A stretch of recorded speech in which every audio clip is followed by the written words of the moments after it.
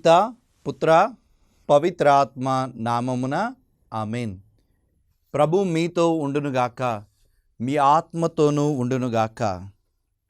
యెషయా గ్రంథము 53వ అధ్యాయము 7వ వచనము.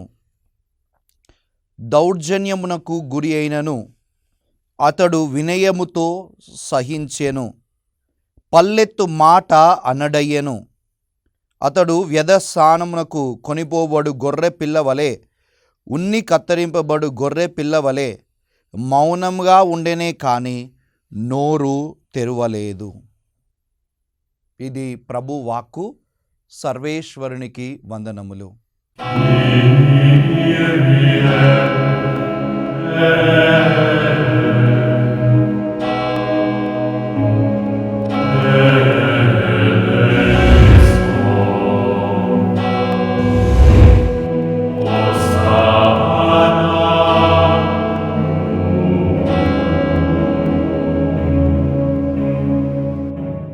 హల్లెలూయా, హల్లెలూయా, హల్లెలూయా. తండ్రి వందనం, తండ్రి స్తోత్రం.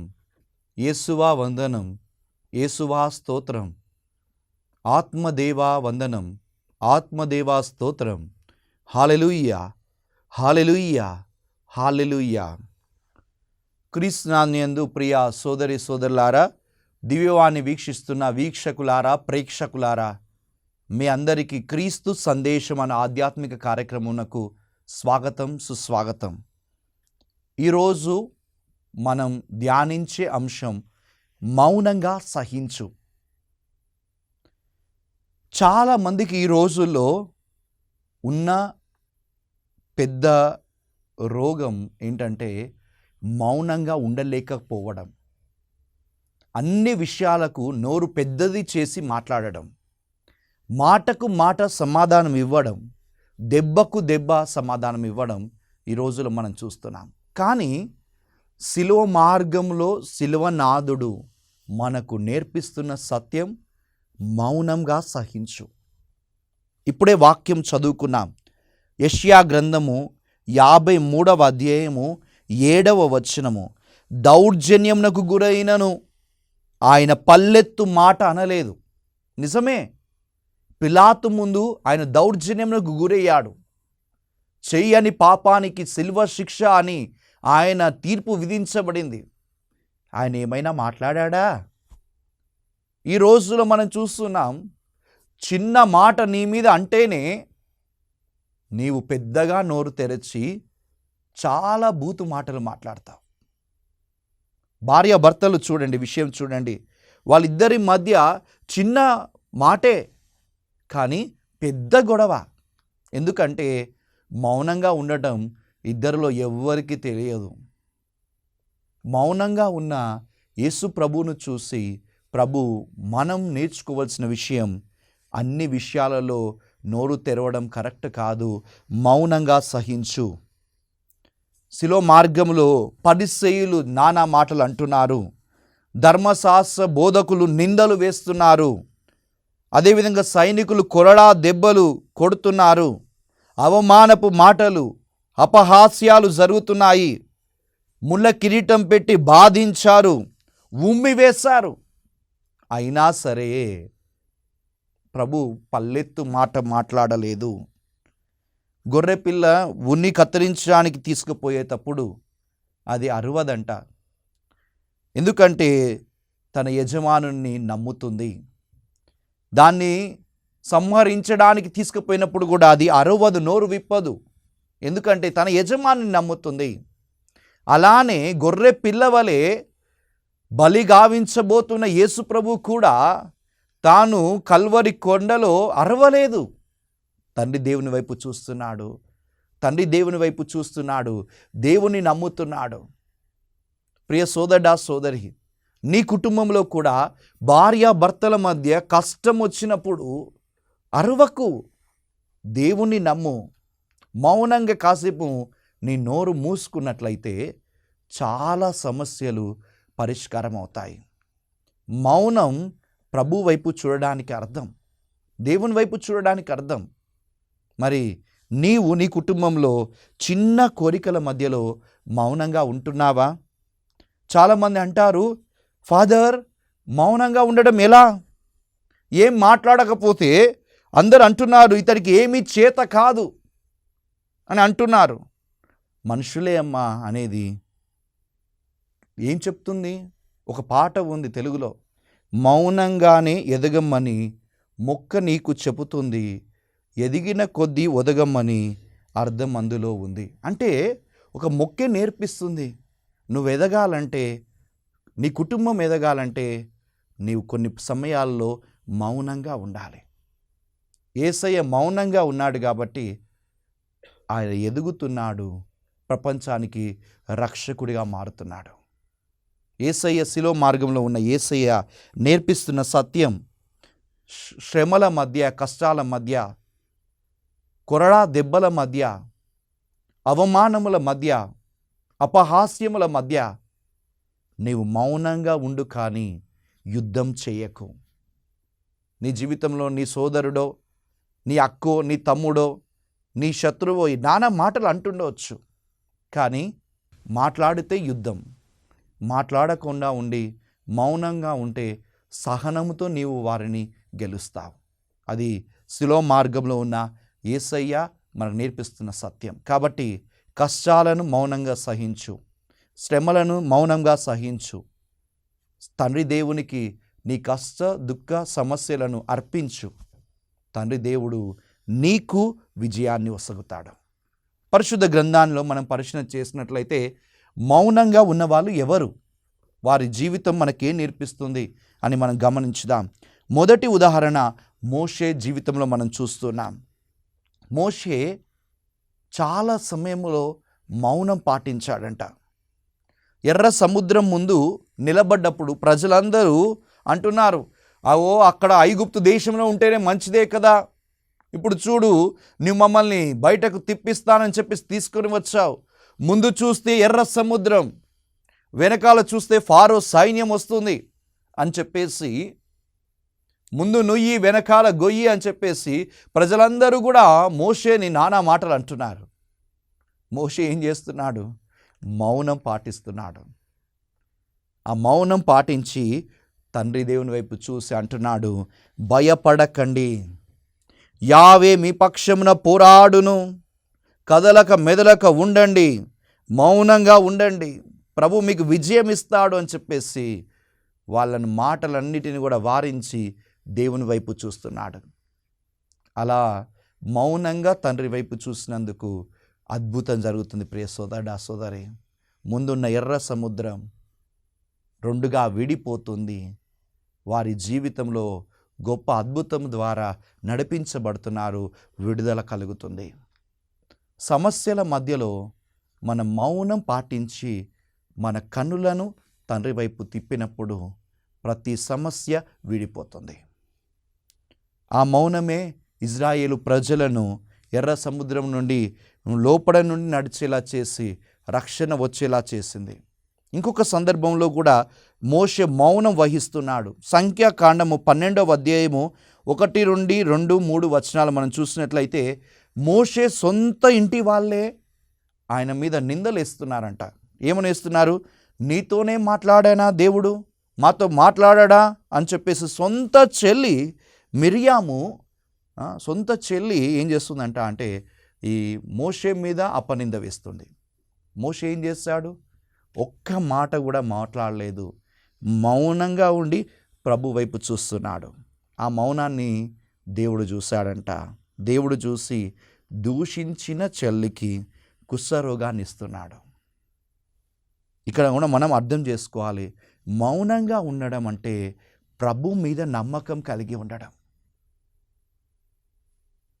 మోషే మౌనంగా ప్రభు మీద నమ్మకం కలిగి ఉన్నాడు. అందుకే శత్రువులు పడిపోతున్నారు, ఆయన జీవితం పైకి లేపబడుతుంది. నీకు సొంత చుట్టాలే, నీ సొంత అక్కో చెల్లో నీవారే కదా, వాళ్ళతోనే కదా నువ్వు చిన్నప్పటి నుంచి కలిసిమెలిసి పెరిగావు. పెద్ద పెరగగానే వాళ్ళని చిన్న మాటకి నువ్వు పెద్దగా నోరు తెరిచి గొడవ పడితే నీలో శాంతి ఉంటుందా? అప్పుడు మౌనం వహించు. వారు అనే మాటలకు మౌనం వహిస్తే తండ్రి దేవుని వైపు చూస్తే తండ్రి ప్రతి శత్రువును అంతం చేస్తాడు, నీకు విజయం ఇస్తాడు. ఇది మోషే జీవితంలో ఆయన మౌనం. రెండవది, మౌనంగా ఉన్నవారు ఎవరు అంటే యోబు జీవితం మనకు కనిపిస్తుంది. యోబు జీవితంలో మనం చూస్తున్నాం.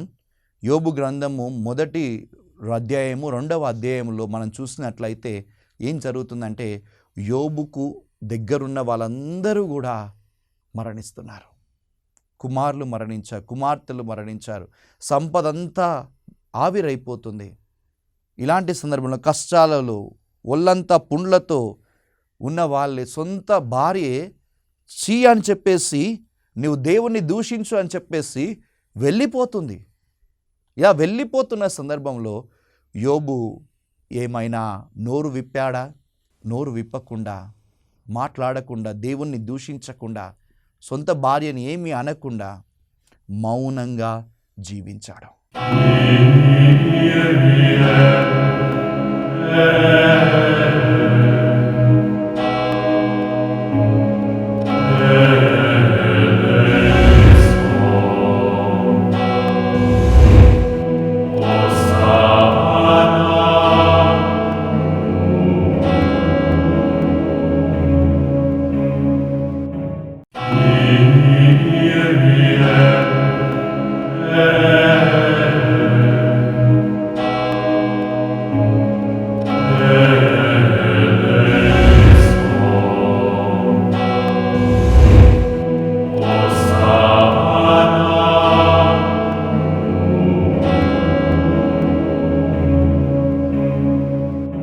ఆ మౌనం దేని కొరకు?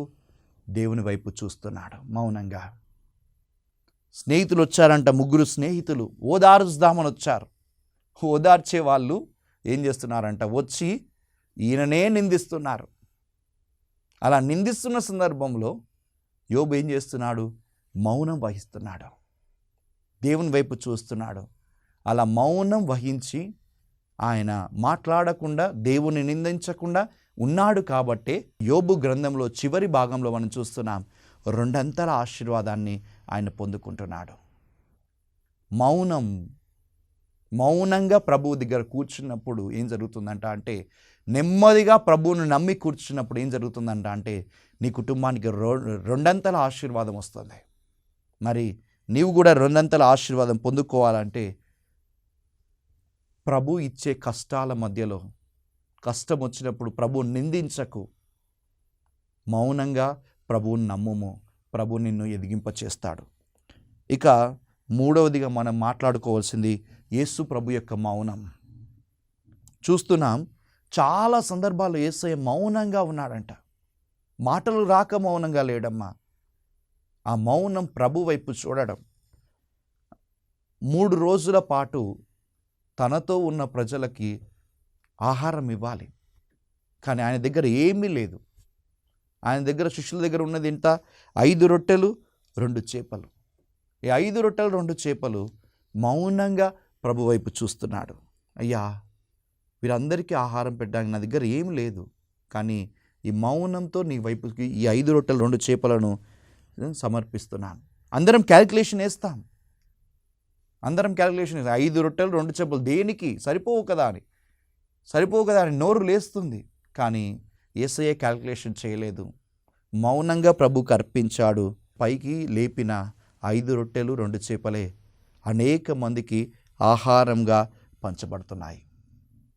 మన సమస్యను కూడా మనము క్యాలిక్యులేషన్ చేస్తే తీర్చుకోలేం. ప్రభు మీద నమ్మకంతో మౌనంగా ప్రభువుకి అర్పించినప్పుడు ప్రతి సమస్య నుండి విడుదల ప్రభు మనకు దయచేస్తాడు. యోహాను శుభవార్త 8వ అధ్యాయం 6వ వచనంలో కూడా మనం చూస్తున్నాం, వ్యభిచారంలో పట్టుబడిన స్త్రీ విషయంలో కూడా యేసు ప్రభు ఒక్క మాట కూడా మాట్లాడలేదంట. వ్యభిచారంలో పట్టుబడిన స్త్రీని గురించి చుట్టుపక్కల ఉన్న ప్రజలందరూ, పరిసయ్యులు అంటున్నారు, నువ్వు వ్యభిచారివి అంటున్నారు, నిందిస్తున్నారు. ఈమె వ్యభిచారం చేసింది, రాళ్ళతో కొట్టాలి అని చెప్పేసి రాళ్ళు తెరిచి వ్యభిచారి అని కొడుతున్నారు. కానీ యేసయ్య మాత్రం ఆమెను ఒక్క మాట అనని వ్యక్తి. అంటే ఇక్కడ మనం అర్థం చేసుకోవాలి, పాపిని పాపమును ప్రభు గుర్తుంచుకోడు, పాపమును ఎత్తి చూపడు, కానీ క్షమిస్తాడు.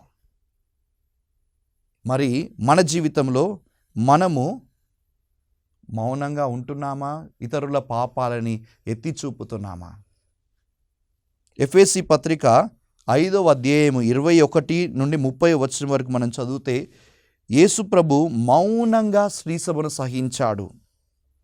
శ్రీసభలో ఎన్ని తప్పులు ఉన్నా, ఎన్ని మలినాలు ఉన్నా, ఎన్ని మడతలు ఉన్నా, మచ్చలు ఉన్నా మౌనంగా సహించి తన ప్రాణమునే ఆయన ఇచ్చాడు. కాబట్టి మనం మౌనంగా ఉండడం నేర్చుకోవాలి.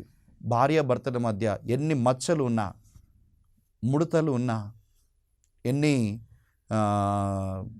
ఆందోళనలు ఉన్నా, ఎంత కోపం ఉన్నా ఒక్క మౌనం కుటుంబాన్ని నిలుపుతుంది.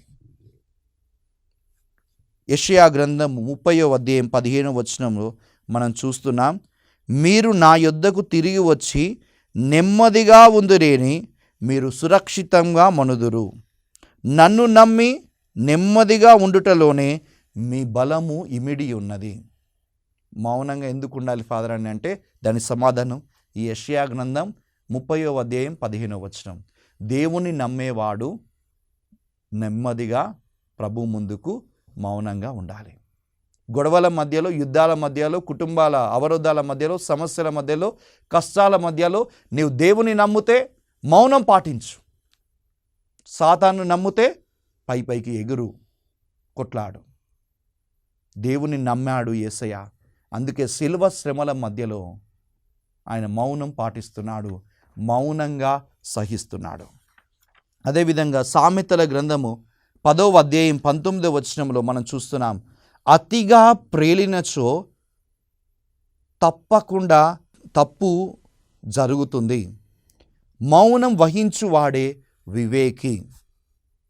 మనం చూస్తున్నాం, పెద్దగా మాట్లాడేవాడు తప్పకుండా తప్పు చేస్తాడు, కానీ మౌనం వహిస్తే మనం వివేకిగా మారుతాం. సామెతల గ్రంథము 11వ అధ్యాయం 12వ వచనం కూడా మనం చూస్తున్నాం, ఇతరులను చులకన చేయుట అవివేకి లక్షణం, విఘ్నత కలవాడు మౌనం వహించును. మనం ఊరికే ఇతరులను చులకన చేసి మాట్లాడుతూ ఉంటాం, అది ఎవరి లక్షణం? అవివేకి లక్షణం. వివేకి ఏం చేస్తాడు? విఘ్నం కలుగుతాడు. ఏం చేస్తాడు? మౌనం పాటిస్తాడు. ఎప్పుడు మాట్లాడాలో అప్పుడే మాట్లాడతాడు. మరి నీ వివేకివా అవివేకివా?